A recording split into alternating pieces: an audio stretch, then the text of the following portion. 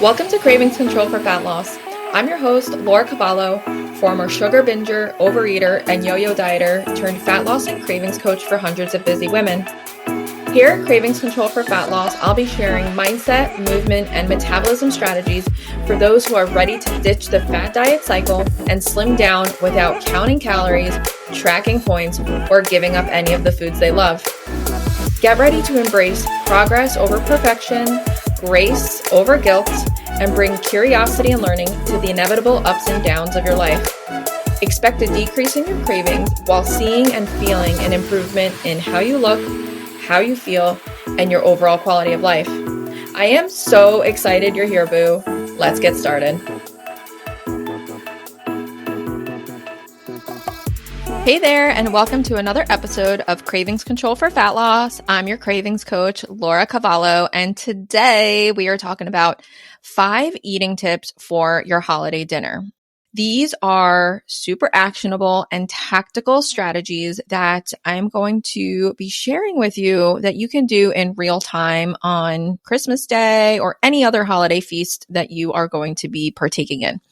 Now, at the end, I am going to give you one little bonus, and it's a mindset bonus. And, if you have been listening to the podcast at all over the last couple weeks, you know that mindset plays a huge role in terms of cravings, hunger, overeating, and just in terms of going along on your fat loss journey. If you don't have a growth mindset, a healthy mindset, a mindset that is geared towards growth, learning, understanding, it is going to be more challenging for you to adjust and ride the ups and downs of some of these more challenging time periods and apply these strategies to your everyday life.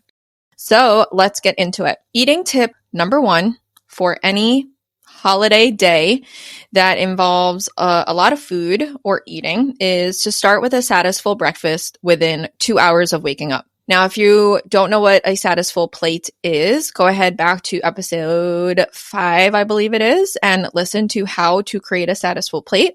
It has 4 parts: lean, detox, crave, and observe.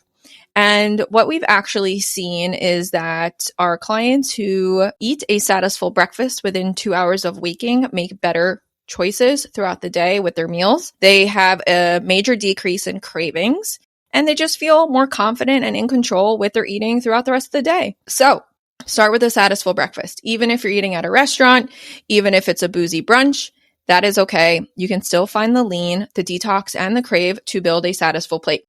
Eating tip number 2. You may not be super thrilled with this one, but it is a fact that when you drink more alcohol, you eat more as a result of either drinking or being hungover. So I am not someone to propose eliminating any foods, taking anything out, restricting anything. I feel that alcohol can be a part of a healthy, balanced lifestyle. You can still drink alcohol and lose weight. You can still drink alcohol and control cravings. However, we need to manage how much and how often that happens. So when it comes to alcohol and cravings, we know that as soon as we start drinking, we're more likely to grab those salty pretzels, right? Or to grab those chips, or to go and get those crackers and cheese, right? So alcohol can make you be more snacky. So something that I like to suggest to our clients is to sip slow, okay? Sip slow and have one drink last you 45 minutes to an hour. I know that sounds crazy, but once you sip slow, you will start to see, okay, I'm kind of buzzed. I've only had one drink, but it's all it took. And 2, you can start to observe your cravings a little bit more during these time periods that you are drinking more alcohol. Now, if this one sounds too challenging for you, like, Laura, really, you going to hit me with not drinking alcohol on holidays? Then I don't want you to stress about this too much. I just want you to start to wrap your mind around it, start to observe it, start to just notice it, okay? If this feels really out of reach for you right now, you don't have to do anything with it. But I felt like it was important to bring up. The third eating tip for you to apply on any holiday where you feel like there's bound to be more food is to practice serve and go. Serve and Go is a cravings tool. It's a eating strategy to help you manage portions. If you didn't listen to the episode previous to this, go ahead and check out episode 7 on how to apply and execute Serve and Go. You can apply Serve and Go to your dinner time meals. You can apply it to dessert. You can apply it to happy hour with friends. You can apply it when you are on vacation, traveling, anywhere, anytime. Eating tip number 4 is to move after you eat. I know you might feel inclined to want to sit around and lay around after a big meal, but I actually want to encourage you to go for a walk. Go outside for a 15-20 minute walk. Now, if you live in a area that's maybe colder and that's not possible, just get up and maybe help clear the table or unload the dishes, or maybe take the kids to the playroom and walk around and just try and stand and move a little bit. What this does, it helps digestion, it helps stabilize hormones, and it kind of just keeps things moving, and it helps your body use the actual food that you just ate. So try to move after you eat. It doesn't have to be, you don't have to go for a run or start lifting weights or anything. Just move your body. Number 5 is, in preparation for maybe going to someone's home, offer to bring a vegetable dish and something that you actually want to eat. Oftentimes, when we go to other people's homes, the one thing that is missing is that detox element, right? And again, detox is step number 2 of creating a Satisfull plate, which I know you're going to go back and listen to. Bring that veggie dish that you want to eat. Maybe it's roasted veggies or roasted cauliflower or roasted green beans or even a green bean casserole. Bring a veggie dish. Oftentimes veggies are missing from dinners and they're not in abundance, right? Yeah, maybe there's Brussels sprouts or squash or something like that. Try and bring a veggie dish. If it's a green veggie dish, even better, more fiber, all of that good stuff. And really make it a point to bring something that is going to be more nutrient dense, because we're going to find a lot of the crave foods. We're going to find a lot of the mashed potatoes and the sweet potatoes and the bacon wrapped dates and this and that. All of the more buttery, palatable, high fat, high sugar foods, they're going to be there. But we need to make sure that we've got some of those nourishing foods on the plate, or at dinner rather. And then the bonus tip for y'all is that one day of poor eating or overeating or more crave eating is not going to ruin your progress. So even if you decide to apply Satisfull plates and try some Serve and Go, but you still end up overeating or eating more crave foods, it's okay.